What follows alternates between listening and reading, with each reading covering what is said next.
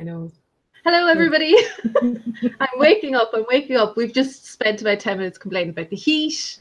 How are you? I hope you're all well. I also have a new HD camera, so you're going to see more flaws and more wrinkles in the t-shirts. So, you know, it's great. Hi to Bubba and Bran. They are already in the chat. Before we go any further, say hello to Claire. Hi, Claire. Hi. And Claire, as always, I always forget to say this, Claire is linked down below, but she's always linked down below. It's like a default on all of my channels. Yeah, before I move on any further, on Wednesday at 7 p.m. UK time, I'll be doing a live stream with the lovely Lady Wolverton and Ella Moore. We are looking at our endgame theories for the book series. So if you're around, please join us. I've linked the stream down below so you'll be able to find it. And yeah, that should be fun. And today we are looking at Sansa 1 to Brienne 3. And then next week we get a break from Brienne, which I'm not entirely unhappy about, I have to say. And it's too much information with Brienne, too many new characters sometimes, especially when it is so hot. It's hard to take it in. It's like, who am I supposed to be paying attention to? This guy? I can't remember who that person is. Anyway, next week it's Sam 2 The Drowned Man. So we have another Aeron chapter next week. And this week we had our first Sansa chapter. And it's very female heavy this week. We have one POV from Ares, but it's so dominated by Arianne and Marcella, I guess, that it doesn't really feel that masculine.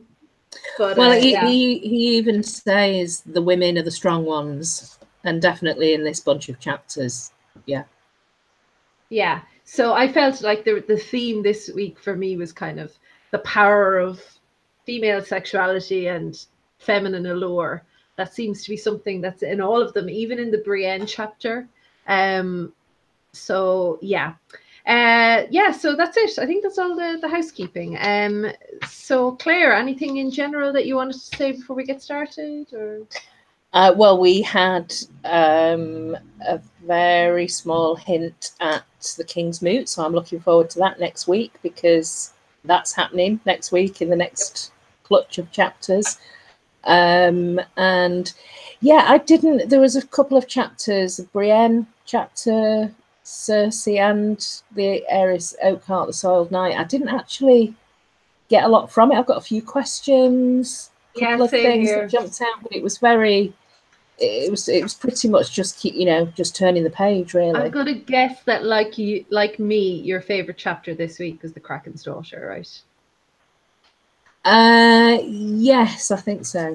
Yeah. I that's the chapter that I got the most from this week. I really liked Sansa's chapter. But in general, it was just a kind of a meh week. So yeah, Bubba's saying that Brienne is basically a spy. Oh my goodness. Yeah, she's. I guess she's kind of, whether she realizes or not, she's picking up lots of intel, and looking for her sister again this week. So yeah, so we have Sansa 1, and I think we have. Is this the only Sansa chapter? Is it Elaine next, or do we have another Sansa chapter? I can't remember. I know we do get Elaine in this book, but I can't remember if. Yeah, I think it might just be Elaine from now on. Actually, we don't get Sansa next week. Yeah, then it might be just Elaine from now on. It does already feel very different, this Sansa chapter. Yeah. I mean, it starts off almost with the words "once upon a time." It's like, once there was a blah blah blah, and it's just very fairy tale. It's very like, doesn't feel like we're with Sansa Stark fully anymore. So yeah, so what did you pick up with this chapter then? Well, I think we get inside Sansa's own head. She is constantly trying to figure out Littlefinger, and she's beginning to see two sides. So there's Peter, who she is confused about whether or not this person is a friend and carrying out actions in her interest. She seems to side with the idea that he's looking out for her interest. Peter is looking out for her interest, but then there's this persona of Littlefinger, and she's really beginning to see that there's a difference between the two. I mean, I don't know that there is in reality. No, I don't think so. I think it's more just maybe an exaggerated, you know, he's teaching her how to be manipulative. And I think both of them are doing that. Both Peter and Littlefinger are doing that.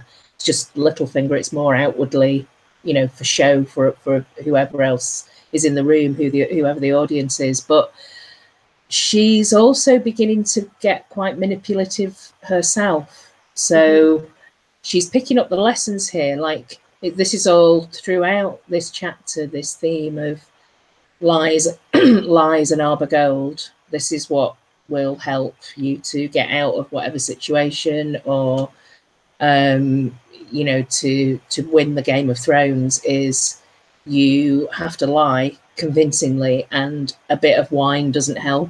It doesn't do any harm either. Yeah. So she's beginning to be manipulative, because she starts to cry at one point and thinks to herself, oh good, a tear, that's great, that's, you know, that convincing. And it's like that, in a way it's a real shame that this kind of transformation is happening, but she does need to harden up.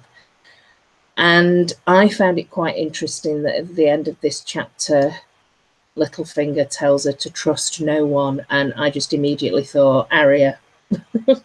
Yeah, Littlefinger has a few good lines in this chapter. Yeah. He spins the Game of Thrones line again. Yeah, but I think for the reader, what you see is what you get now at Littlefinger, in a weird kind of way. We don't know what he's up to, but we know he's up to something, and you should never trust him.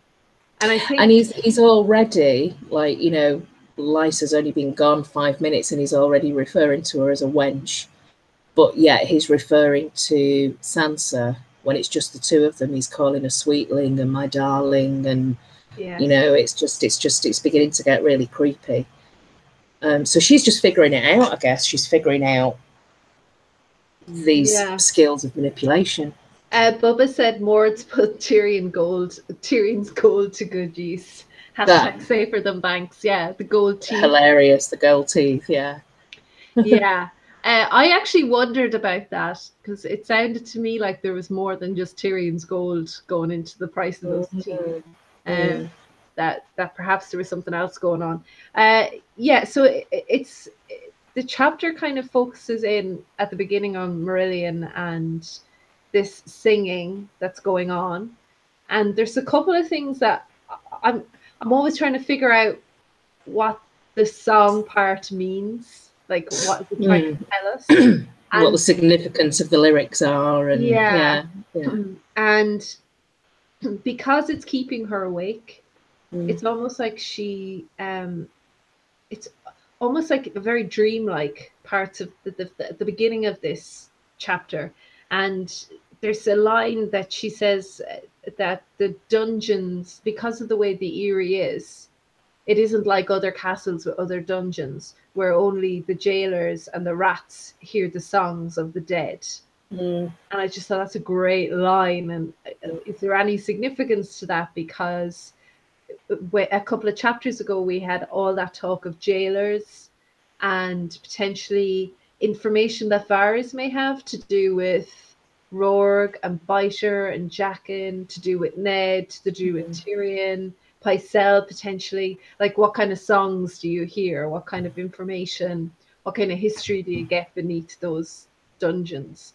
It also made me think of, she talks about the dungeon walls swallowing songs.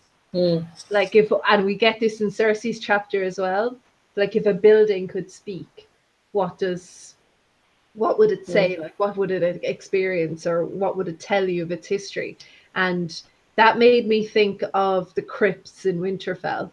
That as a Stark, like Arya, like Jon, like Bran, going back into the idea that there's something about the crypts in Winterfell, that there's a song or a history or some sort of information that a building can hold. Oh, absolutely. That almost makes, there's a feeling of like Winterfell itself is kind of sentient. It's almost like an additional character in the North, especially when Bran is walking, and it feels like he's walking Winterfell as well at some point, where he's just kind of flying around and he can see like an aerial view of what's happening around the moat and things. It's bizarre. But because there's a hole in the Eyrie and it's so open, I think the Eyrie isn't going to survive the end game. I feel like something's going to happen to the Eyrie. Especially with the whole stuff with Royce here as well, becoming the keeper of the Moon's Gate or something, isn't it? Is that what they call it? Well, and you can just imagine what I think. Perhaps after the series, after we've finished doing the book reread series, and you know, if we've got time between that and Blood and Fire, then it might be interesting to actually take a good look at particular locations. I know that In Deep Geek has done like a travel log on different areas, but I'm thinking more like the symbolism behind the castles, and like some of them seem to, well, and certainly different locations where there seems to be magic woven into the fabric of that particular location, like the, you know, and myths and legends that are attached to like that, like the how Storm's End is impregnable and how the Eyrie is impregnable, and all the spells are woven into the wall and into potentially the crypts at Winterfell, and even, you know, there seems to be spooky stuff, magical stuff that's linked to different locations, Casterly Rock, and the Eyrie. There's something really quite. I remember MP talking about this a few years ago about like fertility and male fertility and female fertility, and I just thought there is something about this location. If you think about how high it is for a start, it's very eerie atmosphere at the Eyrie, but also you can imagine like whispers just carrying the echoes like forever and ever and ever. You know, it just feels like there would be something almost like, you know, there's no oxygen up there. There's just a very, very, very different atmosphere. But the description and the names of things like the marble in the like the throne, not the throne room, but you know, where the big chair is described as being like marble with blue veins in it, like an old crone's legs. So you've got an old crone's legs, you've got the moon door, you've got something that's impregnable, you've got the bloody gate. You know, these are all to me very kind of like symbolic of like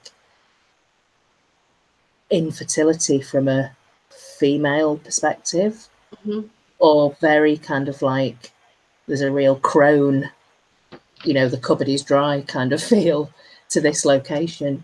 Well, even with our current families in those locations, like if you look at the Eyrie as being quite hollow and empty at the moment, that's kind of like John Arryn's lineage. It's hollow and empty, especially if you buy into, like I think we do, that Sweet Robin isn't his child. And if you look at Winterfell, it's frozen, it's in decay. That's kind of where the start line is at the moment. Casterly Rock is empty of gold. Maybe the Lannister line is as well. Maybe there's no one going forward there. So there certainly is a lot to that for sure. Yeah, I really like that idea. That's something we should definitely do. Definitely. So we have this this idea that Littlefinger allows Merlin to sing, that he gave him this promise. I think he did that to wear down Sansa. I think that's why he allows him to sing, right? There doesn't seem to be any other reason to allow him to do that. No. I mean, I'd forgotten that they've like, you know, they've chopped his hands off and taken his eyes out, so the only thing he can do is sing. And why even let him have that? It's, I don't know, some significance in the lyrics, I can only imagine. But it's very spooky. Everything about this location in this scene is very spooky. That just even the fact that Sweet Robin is kind of roaming around at night trying to find a bed to kind of get some comfort from somebody. But one of the first questions that I had was about this. There was a singer that was mentioned, an old singer at Winterfell was mentioned at the beginning of this chapter. Yeah. So I suppose my question is, who was that? It's too far back to be Mance, right? Yeah, sounds like it. Yeah. So I don't know. I don't know who that is. I was trying to think of answers to that question, but I don't know. Maybe there's been a history of that, not just Bale the Bard and Mance. Maybe there've been other. Maybe it's a kind of traditional thing that if you are rallying the troops beyond the wall, you're the king in the north or whatever, that you also have this side gig of being, whenever it's required. Yeah. You kind of like, turn up at Winterfell and put on a show. I'm interested in what you said about Sansa not being able to make head nor tail of what Littlefinger is all about. Yeah. Like the Peter Littlefinger thing. Like it does seem like she has a very disjointed, fractured sense of identity herself. Yeah. So she projects that onto Littlefinger. She can't really figure out what's going on. Like this is also the chapter where she allows Sweet Robin to start thinking of her as his mother. Yeah. And she thinks that, oh well, it was okay when I told lies to protect myself against Joffrey, which it was. So this is kind of a harmless lie. It's not going to hurt him. Will it hurt him? What's the potential danger of allowing this lie to continue? Hi, Connie. Well, just that, there's that added dependence on her, and her in the future being able to manipulate him quite easily if he's seeing her as some sort of surrogate mother. But I don't. Well, my only, if there's anything, I don't know if it would work in her disadvantage or if it could work to her favor if he attaches himself to her more than he does to Peter. So it could actually hurt Littlefinger more than it hurts her. I don't know. It's a bit weird as well when she's asking them to lock him into his room at night, and he starts like suckling her almost. It's all very creepy. She seems to have this mindset at the moment of, I know that that's not true or that's an outright lie, but it benefits, she's beginning to see, it's not so much a white lie, it's more the way that she relates to Sweet Robin in terms of Lysa. She doesn't want to tell. It's not evil or manipulative as such. It is that kind of, you don't need to know all of the grisly details because it is just far too upsetting. So I'm going to spare you of that because that's the better thing to do. So she's just very misguided and very vulnerable, but at the same time she is constantly reminding herself of, whatever is going on here, this weird shit with Littlefinger and like father and what have you, you're not my father. I know who my father is, I know who my mother is, and she's kind of reinforcing that in her own mind. When she says that, some lies kind of keep you safe, it does make me wonder that if she pulls away that mothering role from Sweet Robin at some stage, will it send him into a fit that will kill him? That could be where the jeopardy lies. The other thing is we have this really weird political game that she figures out with that little fingers playing with Nestor Royce, that he's giving him the Gate of the Moon in like forever, right? In perpetuity, is that the word I'm looking for? Yes. Anyway, yes. and she figures out that, well, that's really only as long as Sweet Robin's alive. Because when Sweet Robin's alive, that's fine. But if Peter takes over, then he doesn't really owe him that anymore. Or is that right? Or is it the other way around? Yeah, no, it's yes, it sounds great, but actually it's only, it can be reversed quite easily. Yeah, so it was more of he's just playing into his vanity, isn't he, and making it sound, it's a big gesture, but ultimately it could be revoked quite easily. So the Royces are one of those families, kind of like the Hightowers, where they're kind of always around. There seems to be one of them always around. So yeah, Bubba says Sansa's been practicing lying as protection her entire life without knowing. Practice makes perfect. Yeah. And that's one of the things I didn't really like in hindsight about the show, was when she immediately reveals the truth to Nestor Royce in that scene in the Eyrie. It didn't really fit. That's where that kind of storyline completely departed from the books, because it doesn't really. She would have lied in that situation. Yeah, she's still Elaine. Yeah, of course that's what she does. Was there anything else then with Sansa 1? Just that I don't know if Sweet Robin's seizures, there seems to be something about timing. Excuse me, that's fizzy he always water. needs to take a piss anyway, that's for sure. But I'm wondering if this, because she was really nervous about whether or not she could pull this off, and it felt like the timing of this seizure that Robert has, almost it diverts everybody's attention away from Sansa onto him. It's kind of like somebody's doing this deliberately to help her in that moment, in that situation.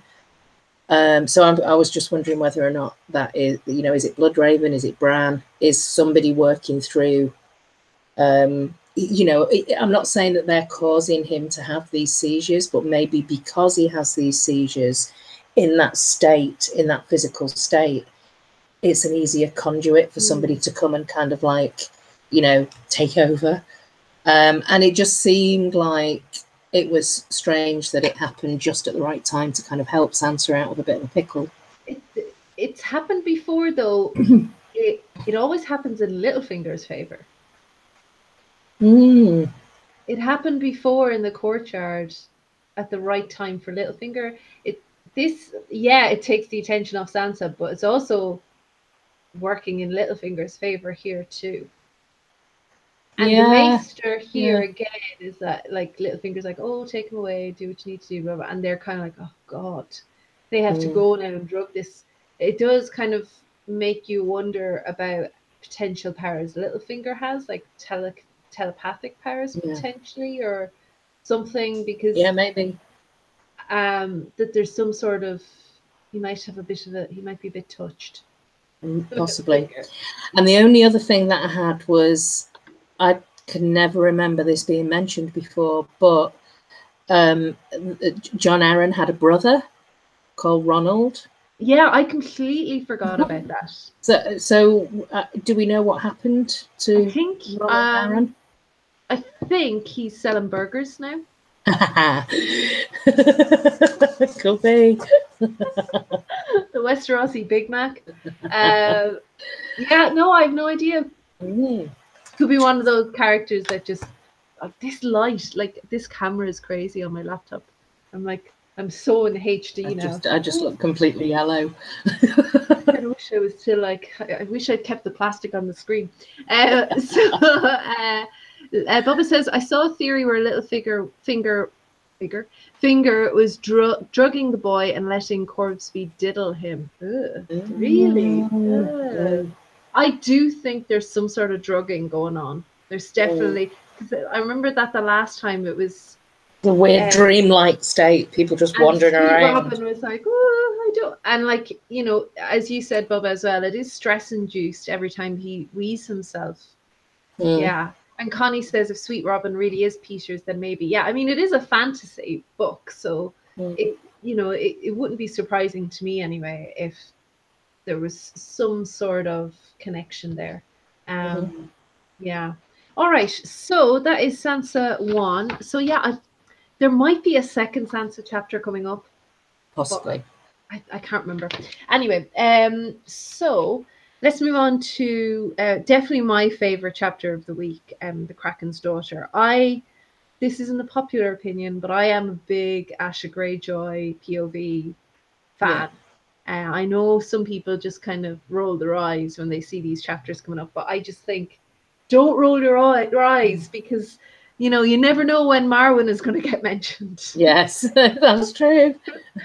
So yeah, so obviously I love this chapter because, well, we get to know her, and we haven't seen her since Clash, right? We didn't see her in Storm. No, the last time, well, really, the last time we saw Asha was when, you know, she was fooling Theon into thinking she was some salt wife, and yeah, he was horrified by it. So we definitely get more of a view of the, you know, the culture of these strange people.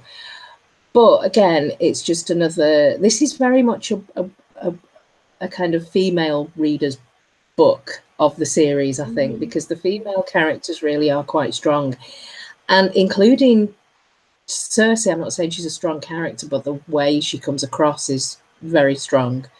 And Sansa's developing. Obviously, you've got all the kind of gender politics stuff going on in Dawn with Marcella, and you've got Brienne, Sir Lady Brienne, you know, on the road. So it's definitely it's not just these 5 chapters. It's a real kind of female themed book, I think. And I do enjoy Asha's chapters, definitely. He gets a lot of slack, George, I feel, but maybe it's because of the show. I think he writes women very well. Yeah. I think it's clear that he's had really deep, meaningful female relationships in his life and has paid attention. They're very varied, and it kind of reminds me of John Steinbeck in that sense. He's also very good at writing women. And yeah, they're all very varied. And without Dany or Kat, like the two big, you know, POVs are gone, and you know we still have these great characters. Bubba wants to know what a nuncle is. Well, the thing that made me laugh about this chapter is, if this book, Feast for Crows, had a subtitle, the subtitle that Asha gave of, she kind of, you could almost see her rolling her eyes and referring to a plague of uncles. Yeah, it is like a feast for crows subtitle, a plague of uncles, because it is. You've got it's not just from Asha's point of view either. You've got Cersei and Kevin. You've got you know, there's, I suppose, Stannis and Edric Storm, and you know, there's and definitely Asha and this kind of clutch of uncles that she's up against in the, you know, forthcoming Kingsmoot. But I tell you what, I didn't actually get a massive amount from this chapter. I know there's loads of history that's mentioned through Roderick. And it's very clear that he is against the old ways, and you know, he talks about a lot about history. Yes, and a lot of the history that he talks about is foreshadowing for what's going to come with the Kingsmoot. So it's all kind of building to that, I think. Well, I didn't realise that this, I mean, this is a kind of TV show thing, but when Dany talks about the wheel and breaking the wheel, and well, this is mentioned in this chapter through Roderick the Reader. So he refers to history as a wheel, and what's happened before will happen again. And I just get this sense, yet again, I know I've mentioned this before, but whenever we focus on the Ironborn culture, I get this real prehistoric vibe from them. I mean, he was talking about the Ironborn history in Harrig's book about Salt Kings and Rock Kings. It just does, and just the names that they call themselves, like Naga and Ugg, and it's almost like primeval, or yeah, there's something that's like old, And even right at the very beginning of this chapter, when Asha runs into Three Tooth, who used to be 12 Tooth, and she refers to her as being old enough to nurse the crone. Yeah. And it's just, there's something very ancient about this civilization. And then you think about the reader, Roderick the reader, referring to, this has all happened before, it's all going to happen again. And it's just, I think there's something pretty explosive that's going to be revealed before the end of this series that relates to the Ironborn. I think so too. Being there before, or some kind of like, subterranean old ancient culture that's, because let's be honest, with the exception of Euron doing something with a horn potentially, or Victarion or something, they really, at the moment, for me, for the end game, they're not essential. No. Unless something has happened there, or there is some sort of ancient knowledge to do with the Iron Islands, which I think there is. And I think we wouldn't have a character like Roderick the Reader who has this connection with Marwyn unless it's important. There's and even someone like Reek, we're going to have lots of Reek chapters later in the dance. There has to be some sort of importance to I think so. With the Iron Islands, I'm always dragged into thinking about Irish history. Yeah. And so the one thing, Irish, we were very civilized for a long time, and then we weren't, for reasons that we won't get into. But there's, there was a regressive part to the history due to colonization and things like that. But one of the things that marks Ireland out, and Scotland as well, was the fact that we weren't colonized or invaded by the Romans. Yeah. And because of that, certain parts of the culture, certain parts of history, certain parts of knowledge, certain types of knowledge were held on to. And it feels like that with the Iron Islanders. It feels like they've never had an others invasion. Whereas, it's just different. It's different. Like you can kind of see where the origins of their religion come from. You can see where it's been, and I would. It wouldn't surprise me if that religion is older than any other, even older than the old gods and the werewoods and everything. I think it was probably there before everything else. Has an Ironborn person ever used the words "the others take you"? No, I don't think so. Right, but we'll see. We'll even see it in the Brienne chapter this time.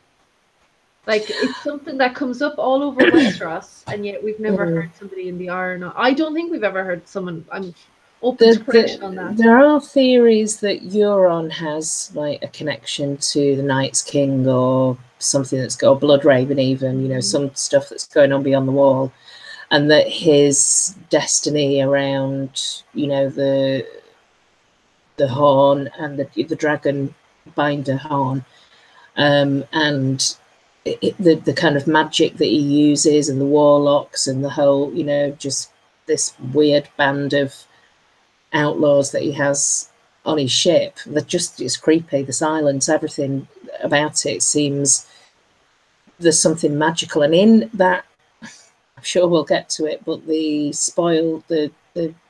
leaked chapter, or the pre-release chapter, where he seems to be collecting magical totems, which makes me think, is there potentially some link to, what I think I read a theory once that Euron was like Bran has been groomed by the Three-Eyed Crow to be the next Green Seer, and he's now sort of under his tutelage. And that may possibly at some point, that's happened before with other people, but it's not been successful. So maybe Euron had this calling, or had these visions or whatever, but it didn't, for whatever reason, he wasn't the correct person to be the next Green Seer, the one in 1,000 or whatever. Yeah, I think I saw that one. So there does seem something very ancient about Beyond the Wall, and also something very ancient about the Ironborn civilization, that potentially there could be links there. So you know, the reason, through the magic. yeah, so the reason the Romans never took Ireland, Mm. and they were pushed back by the Scots, a lot of it was to do with the fact that the culture was so alien to what the Romans had that there was no way they could make it work. Mm. But the Romans said that the Irish were only good for two things: slaves and wolfhounds, and they just completely ignored it. There's a couple of outposts. Actually, there's one very near our house at home in Kilkenny. A couple of Roman outposts around where they kind of settled for a while to see would it work, but they just couldn't. They couldn't make the fit, and it kind of reminds me of the Seven with the drowned god. They can't make it fit. There's something the Ironborn are holding on to. But that's why in Ireland we still build motorways around ring forts, fairy forts if we need to, because we don't want to disrupt the fairies. We hold on to these things. We take them very seriously. Connie says, did the people on the islands not experience the long night? This is the thing. They would have experienced winter, but they not necessarily invaded, right? Like, what happens if you're not invaded by winter? Like, do the others cross the sea? We don't know really. Right? Yeah, I don't know. Bob, I was thinking the same thing. Bran is Harry Potter and Euron is that dude without the nose. Yeah, Voldemort. Yeah, I was thinking that as well. It's like he's collecting Horcruxes or something. It's like Thanos with his Infinity Stones. It is a little bit like that. Euron is a little bit like that, yeah, for sure. So, yeah, Roderick the Reader, anyway, he mentions that he is currently reading Marwen's Book of Lost Books, which I want. George, please give me that book. And it has he claims to have found pages from a book called Signs Importance by Aenar Targaryen, which was written before the doom of Valyria. And where the hell does Marwen get those pages from? Where does he even find them? Yeah, I know. So yeah, Roderick's big thing with Asha is to try and convince her to stay at the 10 Towers, and become his heir. Yeah. And she loves it there. She says she loves it. She feels at home there. Although very strange relationship with her mother, but we'll get into that. But he says that the old ways, as you mentioned, are the wrong ways, that the Ironborn should just stop this Kingsmoot nonsense. It never ends well. It always ends in a slaughter. Just going to happen. And that they should just side with one king or another and just, try and move forward like that, that this is nonsense. Do you think he's right? And do you think that's what Asha will end up doing? Well, I mean, that may be the third way that Asha is referring to, that, we're going to have to make some alliances here. And potentially that's what she's doing in reality, like as we're up to in the timeline of the current books. Maybe she is going to be making an alliance with Stannis. Yeah. And he just, she ends up being proclaimed, warden of the Ironborn or whatever, the sort of west side of Westeros. There's potential with her. I think there's potential with the Lannisters not surviving. That there is potential for the Ironborn moving in towards the west, maybe. And maybe someone like Asha taking part of the western coast, because as Bubba has pointed out, the Iron Islanders cannot grow their own food. They can't sow. They don't want to sow. But they may need to move inland eventually. So there could be a possibility for them taking the Westerlands of or part of the Westerlands. Maybe. I'm interested also in Alanis, her mother. I don't know how this woman is still alive. She's so grief-stricken. it kind of reminds me a bit of Cat, that this is this kind of complete break from reality almost. The grief that she feels on losing her sons. Asha's right in front of you. At least with Kat, she was like, okay, all my children are probably dead. I'm just going to concentrate on keeping Rob alive and making him happy. But there's nothing like that with Alanis here and Asha, which is, I wonder if Alanis had given her a warmer reception, or was a little bit more affectionate towards her or something. Would that have softened Asha to... Would that have made her want to just stay? Yes. Maybe, but I do think that I think Asha does feel in some way that she is she's the rightful heir.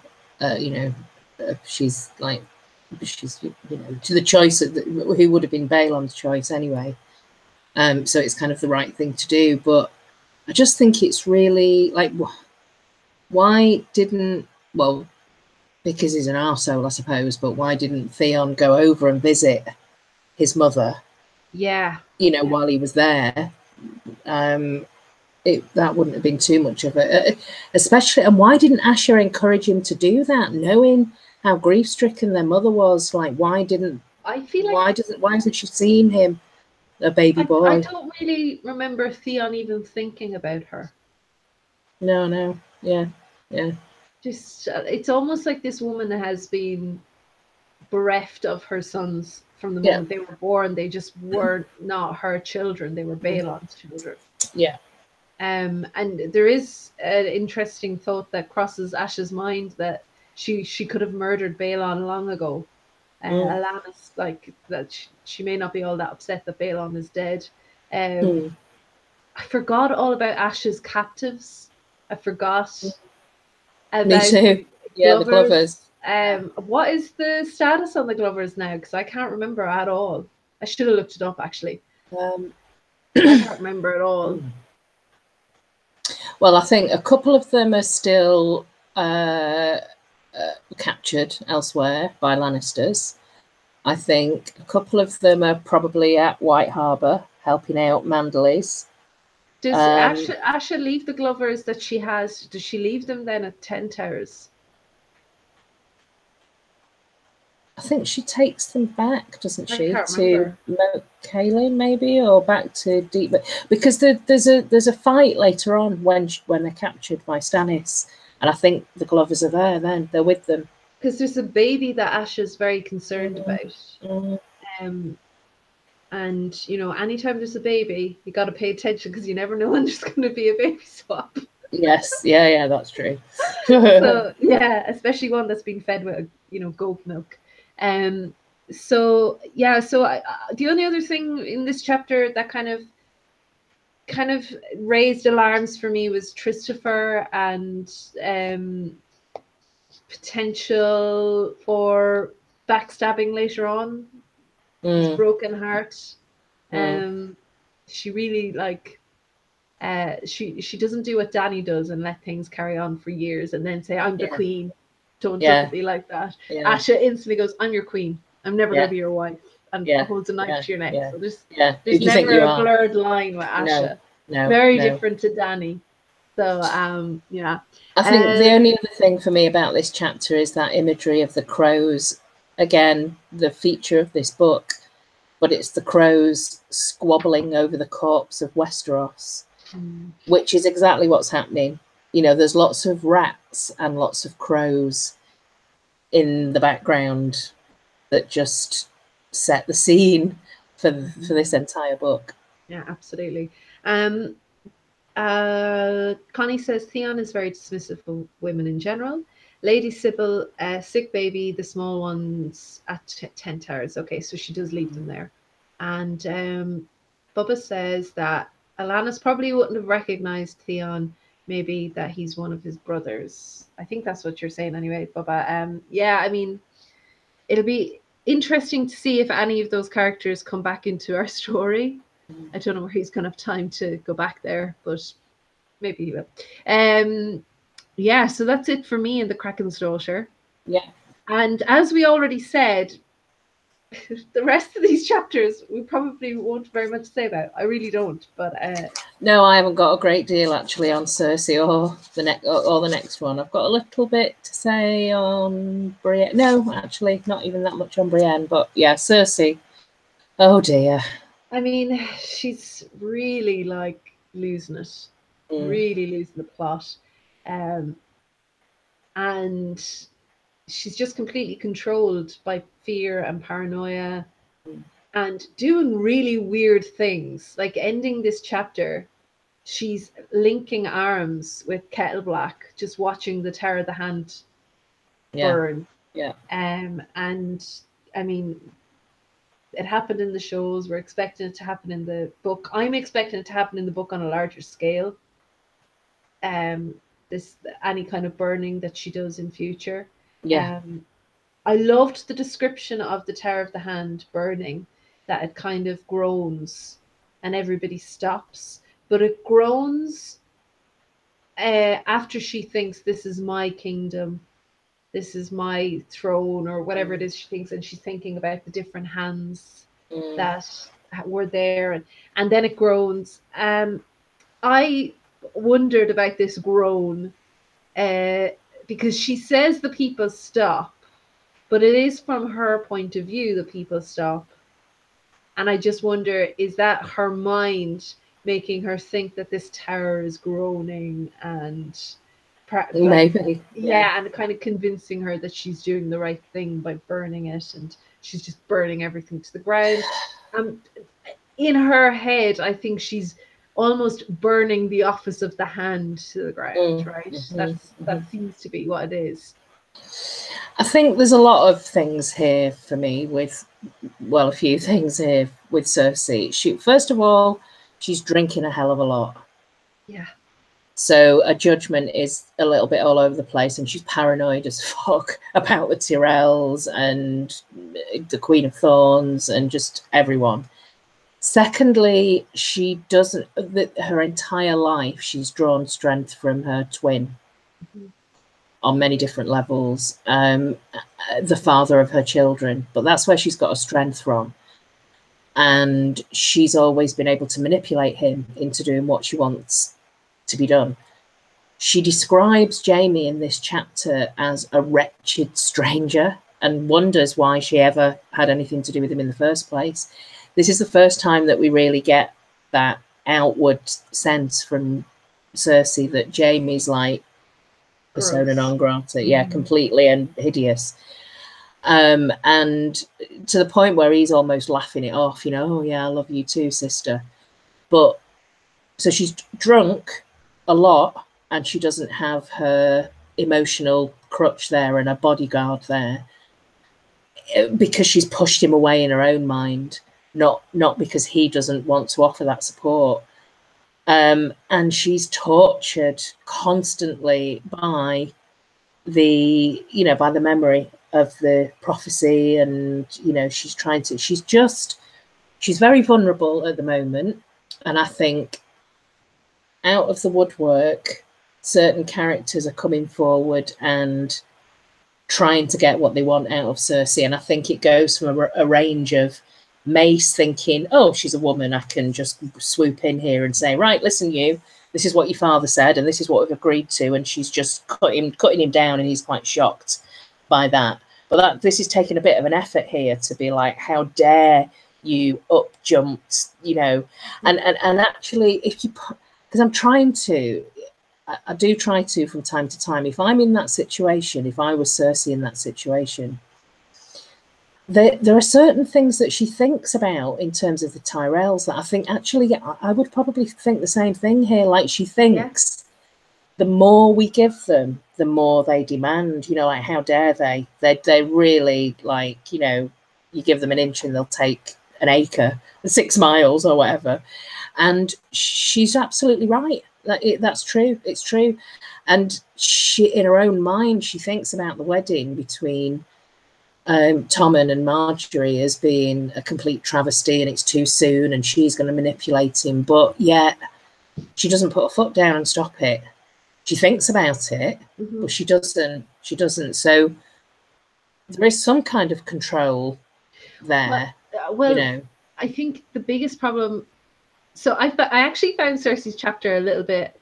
There was something a bit heady about this chapter for me this week, because just this week has been a bit of a nightmare for me, just in terms of like how busy my head felt this week. And it feels like that with her, that it's not just the Tyrells, it's also Kevin. Why is Kevin talking to him? And you know, she rightly has that, like, this little breakdown. By the way, Claire, I'm not entirely sure I wouldn't turn to wine if I cracked open my boiled egg and there was like a little baby chick inside. Yeah, that's gross. Yeah, that is gross. I might start drinking wine, no matter what time of the morning it is. But yeah, no, she's drinking too much. And also on top of this, she learns that one of her handmaidens, Sanella, is that her name, Sanella? She is a spy for Marjorie. She also has this prophecy going on in the back of her head. I think there's a lot. And it's kind of like, you know, Dany has a lot on her plate. Kat has a lot on her plate. Arya had a lot on her plate. The biggest difference with those, like, POVs, with them having a lot on their plates and Cersei, is there's a complete and utter lack of self-awareness with Cersei. She has, like, it's staggering how little she's aware of what's going on and how other people see her. She never thinks about how other people see her. Like, if you look at like a Dany chapter, for instance, she's like, I don't want to be seen as a little girl. I want to see me. Like, Cersei never thinks like that. Yeah. She expects Jaime to want her and desire her. She'd never think that he doesn't want it. And actually, I think if we had been in Jaime's head at this time, he probably would have gone, okay, whatever. Yeah. Yeah. Like, it's just it's staggering. And I do think you're right. Sometimes her paranoia is justified. The problem is what she does with the paranoia, and I'm not sure burning the Tower of the Hand is the answer. Although No. the fact that guards are getting lost in its walls, that's really creepy. Yeah, 2 guards vanished. So there's some a note that I made here about those secret passages, that there's a stone well that's got no end to it. There's no bottom to it. It's a bottomless stone well. That's creepy. And again, that lends, you know, weight to, there's a whole different civilization underground that we just, you know, what is below is above and all that kind of, you know, the balancing thing. But also there are, I have to say this, it's not been for a while, but there were 1,000 rats. I missed it. Damn. So yes, in these secret passages, a stone well with no bottom, 1,000 rats, and 2 guards that just completely vanished, probably down this stone well with no end in sight. Yeah. But that, yeah, there's something magical and creepy about that, and something that kind of, with whenever I see 1,000, I always think Old Gods and Beyond the Wall and Blood Raven, 1,000 Eyes and One. So, you know, maybe there is something about that location, that particular building, the Tower of the Hand. I mean, if anyone is in doubt of, like, Cersei losing her mind and just how irrational she is, or how she doesn't think things out in her head in logical ways, I think the Ossifer Plum reference is a good example of that.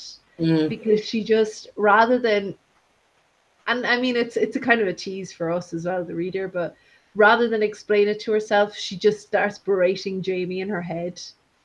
Rather than, like if I thought of something like that, I'd be just going, because Ossifer, blah, blah, blah, blah, blah. But rather, she just goes, Jaime's such an idiot. So weird. It's just like, so Ossifer Plum, he was supposed to have had a 6-foot penis.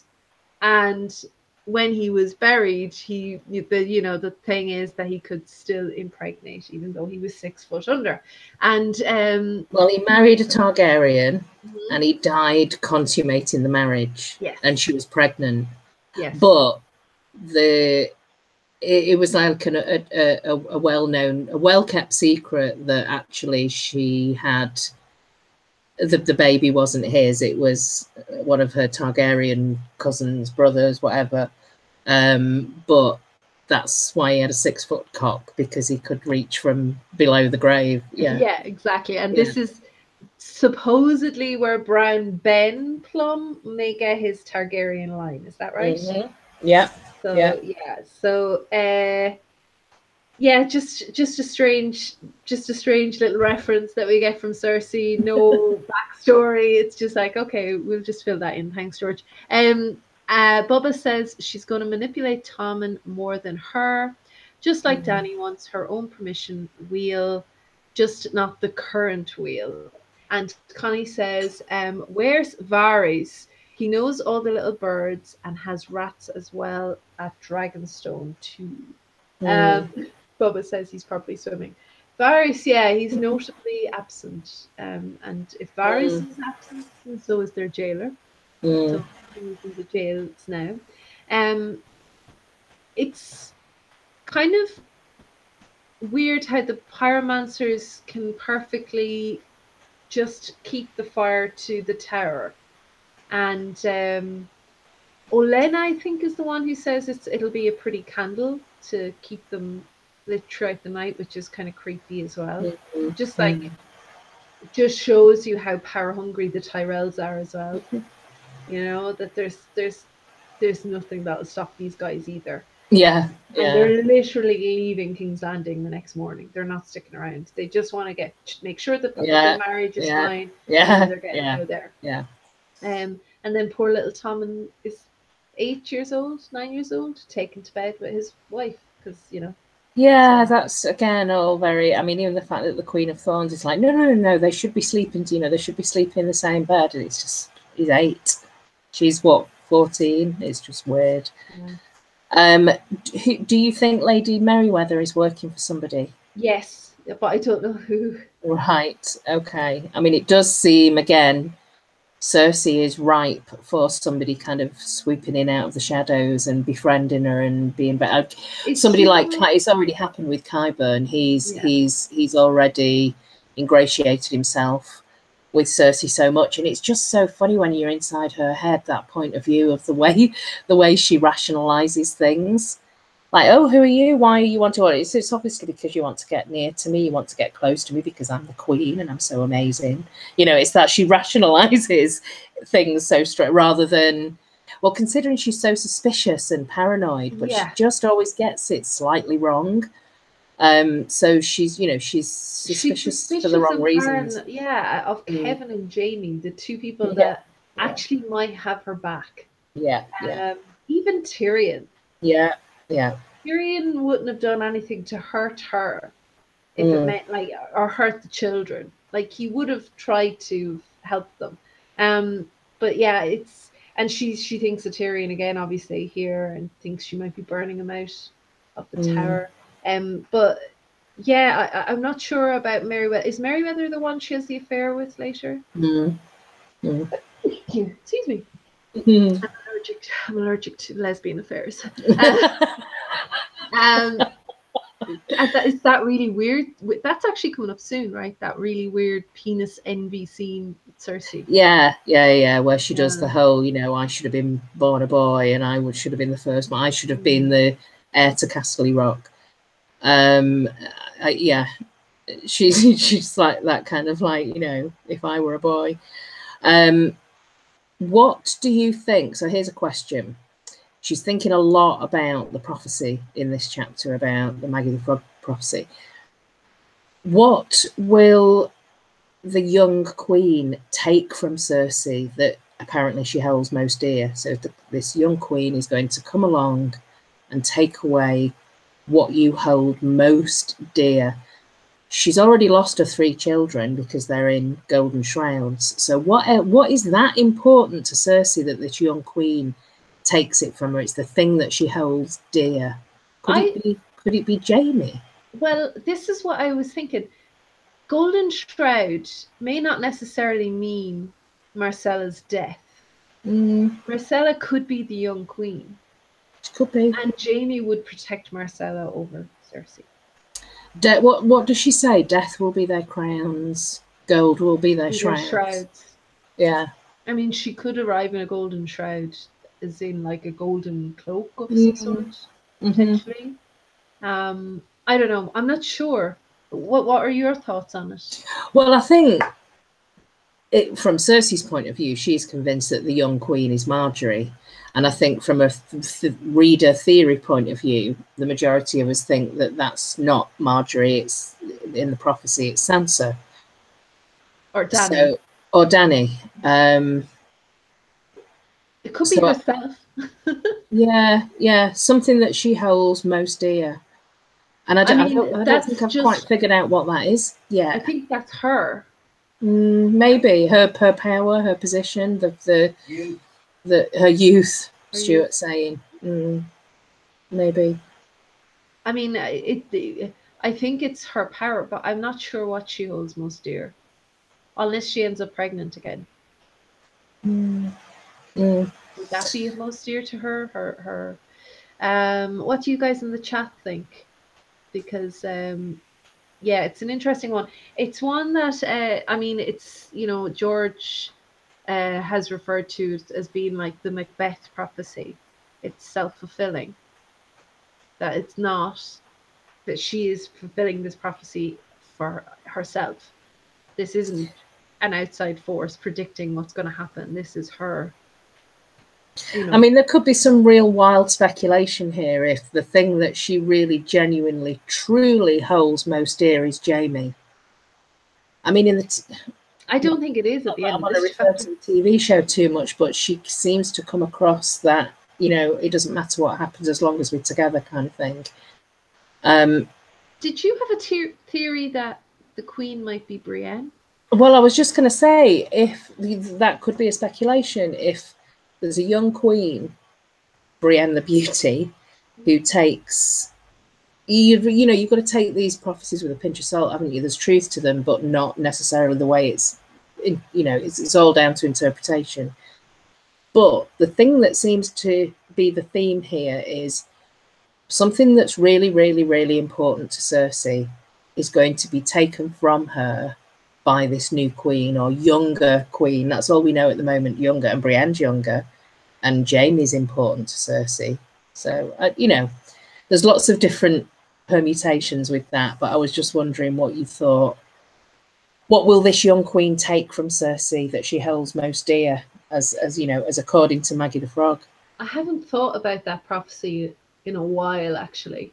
It's one of those things that I feel like it was really trendy a few years ago, and it was good. It's still obviously something people talk about, but yeah, it's something I need. Well, it'll come up again. I think her next chapter, the prophecy comes up in more detail, I think. So yeah, we'll come to it again, I'm sure. Connie thinks that it's her power, and Ion, hi Ion, thinks it's her wine. It's not. It's Cersei, not me, Ion. Cersei. So twice she's referred to as an old queen in this chapter, which just churns her up inside. You really get that sense.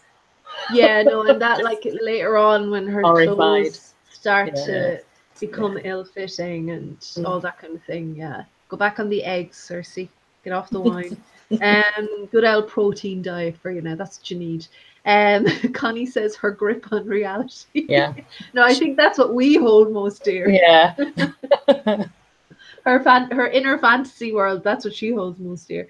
I don't know. I wonder, would it be Marcella? It would be interesting if there was a swap with Marcella and her lookalike. I can't remember her name, but which we'll kind of touch on, I guess, in the next chapter. But it could be that Marcella. I mean, Marcella seems to have taken to.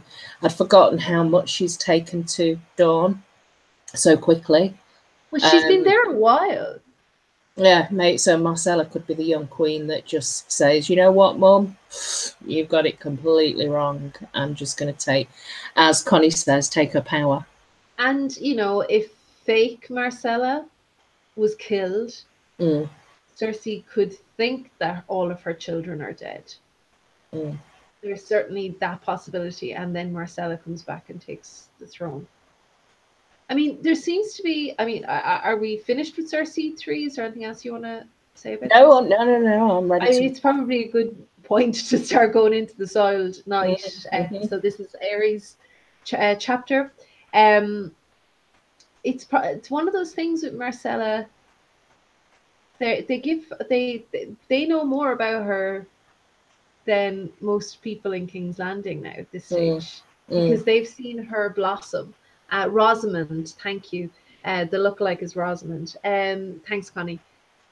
They seem to see a budding leader in Marcella. Mm-hmm. Not just because she's the next in line, she's the next oldest. There seems to be that like Aries really loves her as a person. So they've been there since Clash, right? That's when she went to. She seems, of the three siblings, to be the most adequate to take any kind of position of power. Yeah. Tommen's just not about that life, is he? And Joffrey was evil.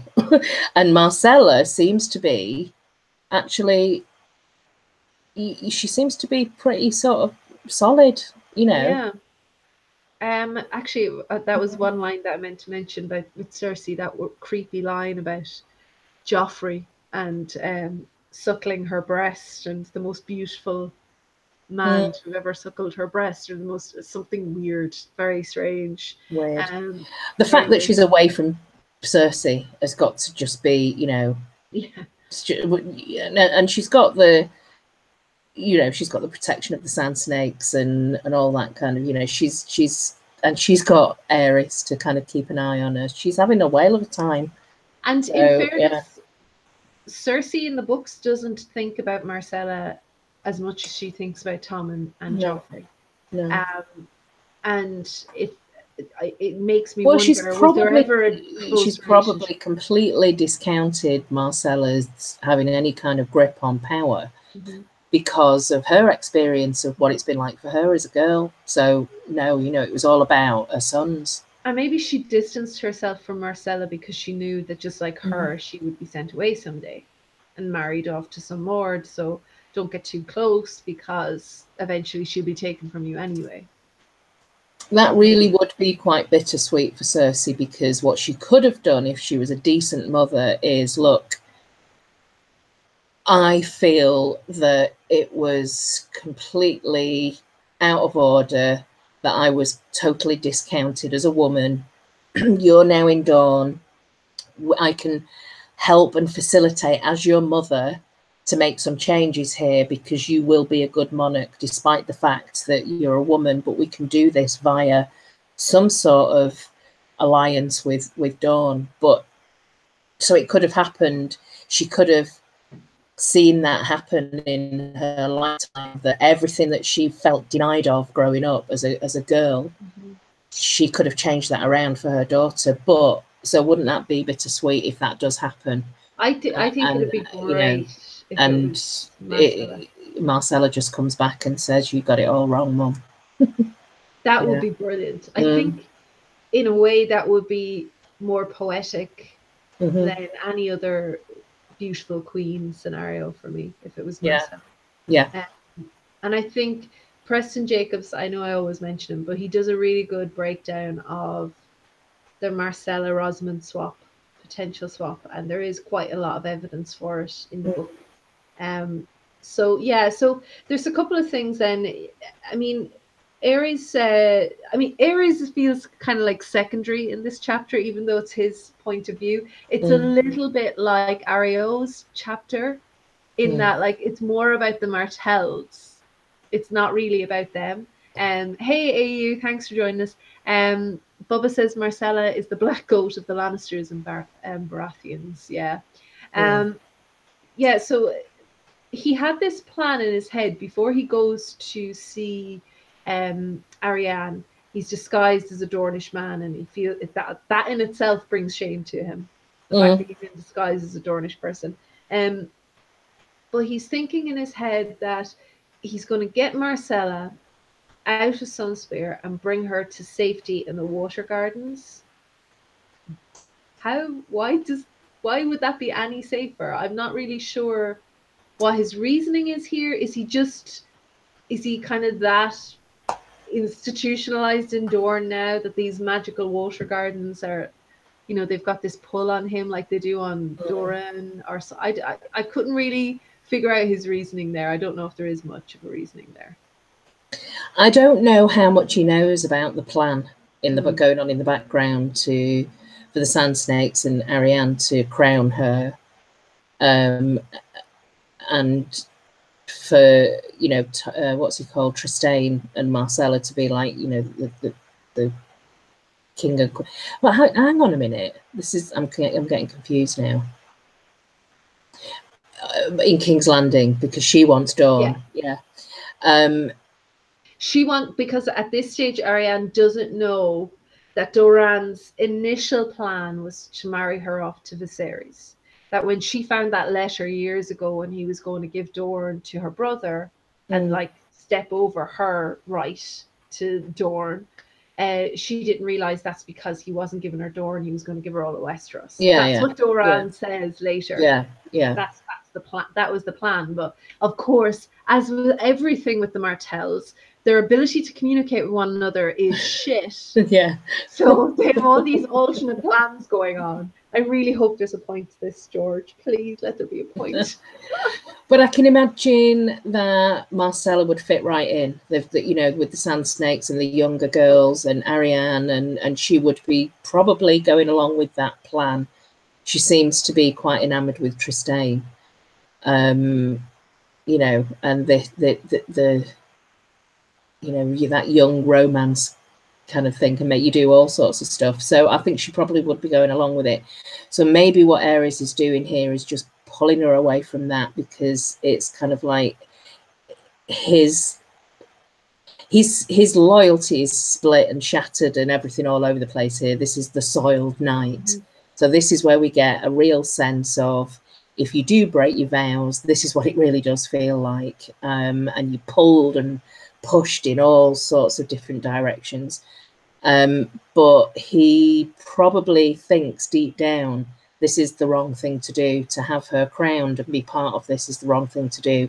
So yeah, getting her away and kind of spiriting her away from where she is at the moment, from Sunspear over to the Water Gardens, probably does feel like the safest thing. And maybe until even Arianne convinces him otherwise. Yeah. Once he gets there and, you know, she seduces him and they have that really pornographic, violent sex scene, then she convinces him, no, do you know what? You'll still be honorable, because you will actually be a queen's guard if you crown her. So you'll have your honor. I mean, Ares is breaking all sorts of codes and laws here in this chapter. But the Marcella thing is interesting because, you know, research has proven that girls learn more when they're with other girls, when they're with other women, and when they have good examples of female role models. Marcella didn't have that at King's Landing, especially with someone like Joffrey, who was an ignoramus anyway. But she didn't have that in King's Landing. But now she's in a situation where she's surrounded by the most equal of opportunities that we see for different genders in this world, and she seems to be thriving off it. And Ares is growing more and more, like almost seeing her as a daughter, and growing more and more attached to her. And Arianne is very capable, not just of manipulating him sexually, but emotionally, and not on his love for her, because I don't think he loves Arianne. I think he's just lusting after her. But he loves Marcella, and that's what she's convincing him of. What, I really, really hope that in Winds of Winter we get to see a bit more of Marcella, or we can. I know we're not probably going to get a point of view from her, but it would be. I know they handle this completely differently in the TV show and just killed her off, but I think there's real potential here, because I'm just thinking of like parallels to modern day. There is evidence and there are examples that young teenage women, particularly here in the UK, one of the quickest and easiest and most effective ways to radicalize young women is to use that element of like boyfriend online romance, you know, that to the point there was a case recently of I think like a 15, 16-year-old girl and her sister and her mother that all were part of this like terrorist plot, blah blah blah, that got kind of busted and broken down, but it was all related to the strong emotions of this like guy in Syria or on the other side of the world being like, to just the, I think we can't underestimate the powerfulness and the importance of that young romance, young love, kind of the pull that you get, it to the point where even you bring in other, you know, you manipulate, you know, the family members to get your way. But it was just the fact that Arya says that she took to the hot Dornish food as quickly as she did to her Dornish prince, which just makes me think she's at that age. And not that I'm saying that the Dornish are terrorists or going to radicalize her, but I would imagine she'd be able to fall into that culture and want to be like, no, these are my allegiances now. This is who I am. You know, it's me and Tristane, and yeah, totally. And she's a person to them. Mm. I know they're probably using her, but she is, Mm-hmm. from her point of view, it seems as if she feels like she's been seen as a person, the little bit of information that we get. And it's a good point about the Dornish food, because Ares isn't taken to Dornish culture at all. No. And it just jars with him because the Oak Hearts and the Dornish are natural enemies anyway. But for me, what I got from all of that description is, don't underestimate the Dornish, because they will come out and fight. You know, they with tenacity. And it's a difficult environment for somebody like him to be. In fact, anybody from King's Landing venturing into it's you know, it is like a nest of vipers. It is, and I mean, it's something that I need to, like, Doran sounds great to me, but it's something that I need to remind myself of, like, throughout all of Westeros. The Dornish man is like, well, they're like the Irish man of the the joke. Well, yeah, they're the ones that people like see as being backward and kind of low in morals and things like that. Yeah. That isn't the impression though that we're getting of Dawn. No. Dawn is great if you're Dornish. Yeah, but it is kind of like Ares thinks that, you know, it's much safer to walk around Sunspear now that Doran has like locked up the sand snakes, which kind of that's kind of terrifying, that this is the effect the sand snakes have. And he talks about Doran like trembling with fear when he was talking about the plans that these girls have, and he's not sure what's going on. And of course we don't know. On you know, on every reread until Wins, we don't know how much of that is an act on Doran's part or how much of it is genuine fear. I mean, I'm guessing there is a genuine fear there. If the place already seems quieter just because they're locked up, I mean, that seems kind of dangerous. I think there might be more to this young queen, you know, that comes and takes everything from Cersei, because in this chapter, quite clearly, Arianne Martell describes Marcella as she makes a better ruler than Tommen. She's braver, brighter, and quicker. And Oakheart reflects, that's when he reflects that, the women are the strong ones. And then he starts thinking about the Dance with Dragons. How does Arya know that about Tommen? Yeah. Like, nobody knows that about Tommen. Well, like, I honestly think this is potentially where Shay could be linked to, you know, giving this information. 8. Who's a good ruler at 8? So I don't know. I mean, there's definitely, I don't know, there's something obviously very dishonest about Arianne for sure. There's something, another Martell is mentioned and talked about here, and I think it's around the point where he's talking about the Dance of Dragons. Prince Lewin Martell, who I kind of forgot about, and this is when she mentions this Martell. He was a King's Guard and he broke his vow. And Ares thinks, that's strange. I didn't see that in the White Book. I didn't realize they recorded that kind of stuff in the White Book. So will rumors of Jaime's affairs with Cersei be recorded in the White Book? Possibly. Anyway, he says he doesn't remember seeing that in the White Book, and it's the mentioning of Lewin Martell is what convinces him to potentially give Arianne what she wants, which is Myrcella. The thing is, I had to go look it up because I completely forgot about Lewin and what happened to him. He went missing at the Trident, presumed dead. Yeah. So he's another somebody that could be out in the world still, this Lewin Martell. As is, there's, well, in the Brienne chapter, in the next chapter, she talks about there being there are more ghosts when Miles Mouton is mentioned. And these are all Kingsguard that were also pally with Rhaegar. Yes. And they're just briefly mentioned in passing, but you don't ever quite know what happens to them. They're just referenced, but they're referenced as ghosts of along with Rhaegar. Barristan and Jaime, are they? Sorry, so we've Hightower, Martell, Dane, and Went. Those four are presumed dead. Jaime and Barristan, they made it out. Who's the last one? Oakheart? Was Oakheart around? Yeah, maybe. Was he around? Or was that? Oh, Lewin. Have you said? Lewin, yeah. Yeah. So I'm missing one. Who's the? Is it? Must be. Was Oakheart a new addition under Robert Baratheon, or is there somebody else I'm missing? I don't know. I'm not sure. I don't think he's that old, is he? No, maybe not. No, he's not. No, because he says it's 10 years since he slept with someone. So no, it's not Oakheart. So who else is on the Kingsguard that would have been around?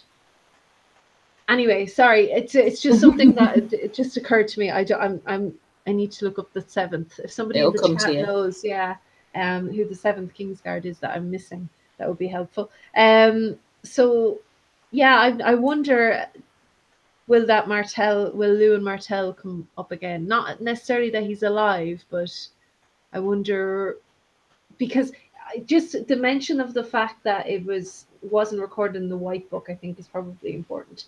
Yeah, I didn't really have anything else. I mean, it's not a great first impression of Arianne, I have to say. And I like Arianne chapters. Yeah. Well, again, there's this idea of, when we talked about Doran before being potentially as monstrous as Hoster, in that he just wants to keep everything to himself, and he's not a well man. He's getting on a bit. Why is he not sharing his plans with his daughter? I mean, he kind of does eventually, and he's forced to. But I don't even know whether that's the truth. Who knows? But yeah, they are probably the worst family at communicating with each other ever. The worst. Worst. I have my Google is very slow, but it'll come up to me now in a minute. Yeah. So, did you have anything else on the Soiled Knight? Just that it's just one very random thing. At the very beginning of this chapter, we get a description of it being chilly in Dawn at the moment, which is unusual. It's kind of unseasonable. So my question is, why is it chilly in Dawn at the moment? Is it because there's something of like the old gods in Dawn? Maybe there's some.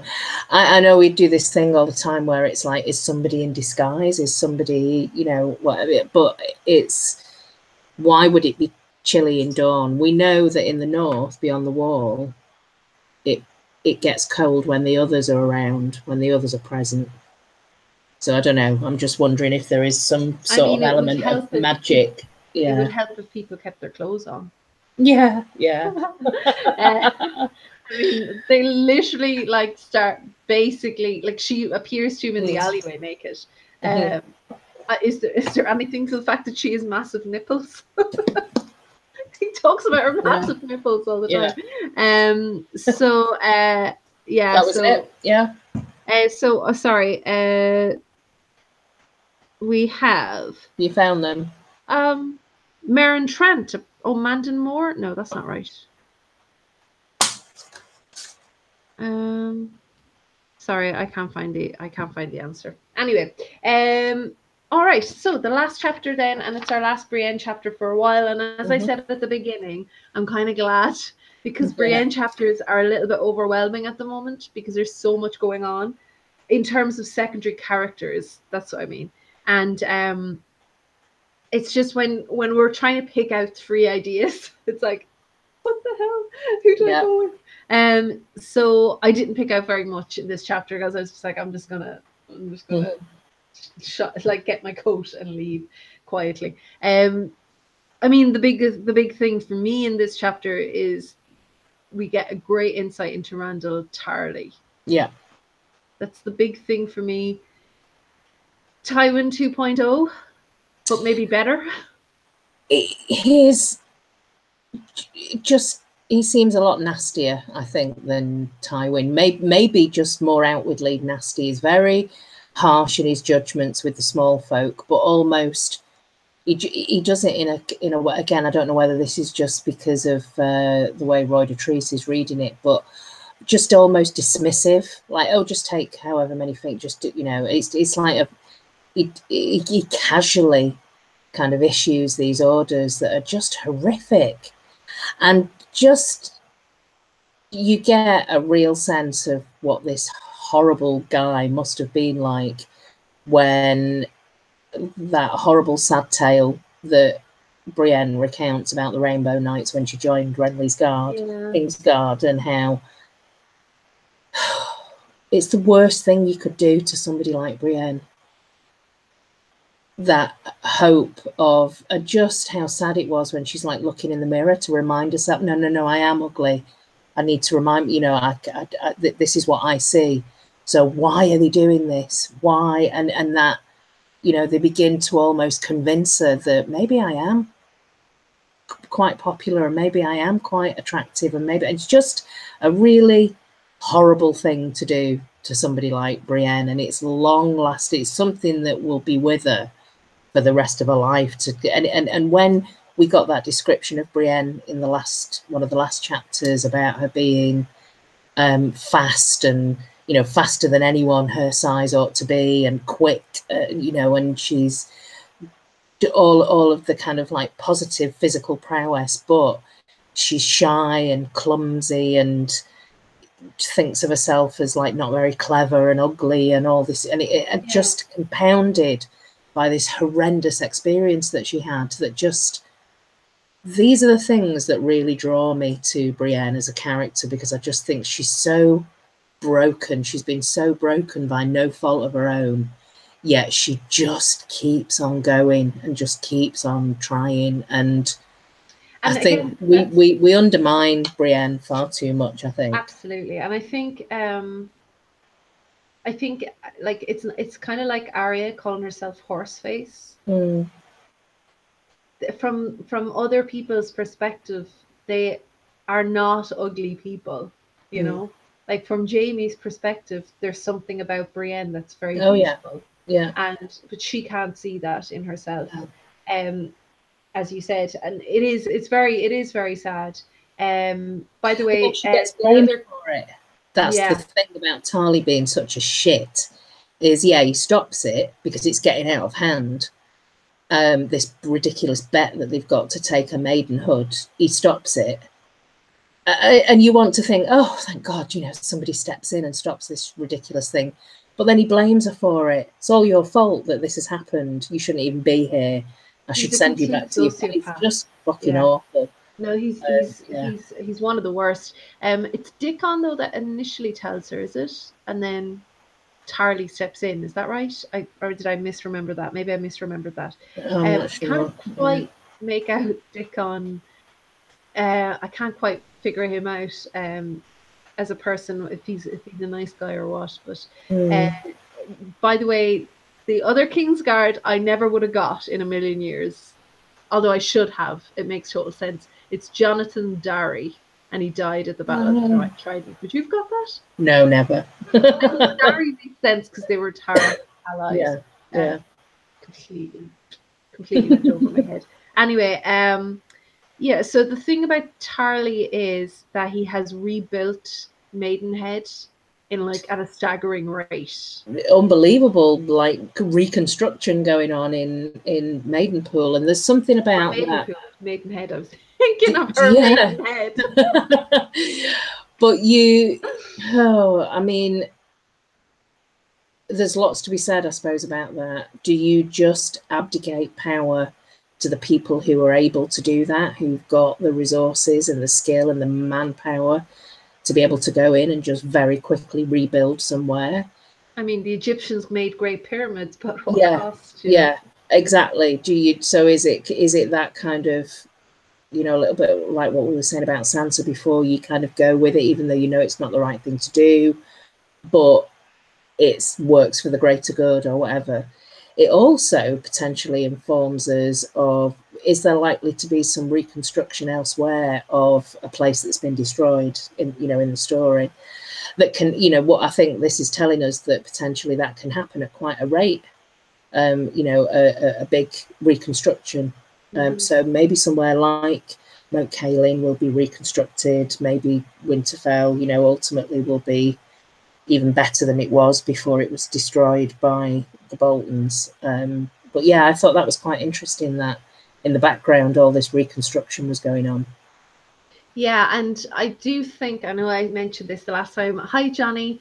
I do think that there's something huge in connection with Brienne's virginity. It comes up over and over again. This, and like, Maidenhead, Maidenpool. There's something about, like, she talks about when she's talking about the bet, she talks about how Kat referred to them, the guys who made the bets. She referred to them as the Knights of Summer, and now they're falling like leaves in autumn. And it's something like, it's almost like they're withering away and dying, but she's going to go from strength to strength. And I think it's connected to her power as a woman, but also something to do with just that purity she has, not because she's a virgin, but just there's something very pure about Brienne. She's she's completely herself. And as painful as it is at times to own that, she's also she doesn't shy away from that. She'll still be herself. And even though it might sound stupid to keep asking people the same question over and over again, where's my sister? I've lost my sister. She's a woman, whatever it is. She'll still do it because she has a mission and she wants to do it. And it doesn't matter how it makes her look. She's going to, and even in this chapter, she's going to keep going. And even though, that Tarly makes fun of her saying, oh, Lysa's dead. Why would she be there in the Eyrie? She was right. She was at the Eyrie. So, she should, listen to her instincts. And yeah, I don't know. There's something about the fact that she'll be a virgin either at the end or she'll give her virginity to somebody. That's my question. That's my big question for this chapter. The one question that I have is, will Brienne ever have children? That would kill Cersei. Yeah, it's been referred to. She talks about earlier on in the chapter that she thinks about the prospect of motherhood and how there's that sliding doors scenario of, if that young boy who she was betrothed to when she was 7, he was 10 and unfortunately he died, but how different things could have been. She could have been, she could have had children, and the prospect of that, when she thinks about it as an alternate life, it kind of, she feels sad about it but relieved at the same time. But she doesn't seem horrified by it. So I don't know, what do people think in the chat? Will Brienne ever have children? That's the thing. I think Cersei holds it very dear. At least she did in the initial books when I remember that encounter with Ned when the fact that she had Jaime's children, that was a Mm. very important thing to her. Mm. And if somebody else was having a child by Jaime, that would drive her over the edge. I mean, she's already over the edge, but even further over the edge. Yeah, it's yeah. I have a really serious question for you in the chat. Best name in the series, Dick Crab? I think it is. Yeah, Nimble Dick. Yeah. Dick Crab. Gross. Well, who? Well, I suppose I have got another question. Who was the frightened fool and the two girls that he's referring to? Who's that? I mean, there's what's he called, Raj, who's like jumping around with the, you know, they meet them later on and they attack Brienne. Isn't he dressed? Oh no, there's Shagwell the fool as well. Shagwell, yeah.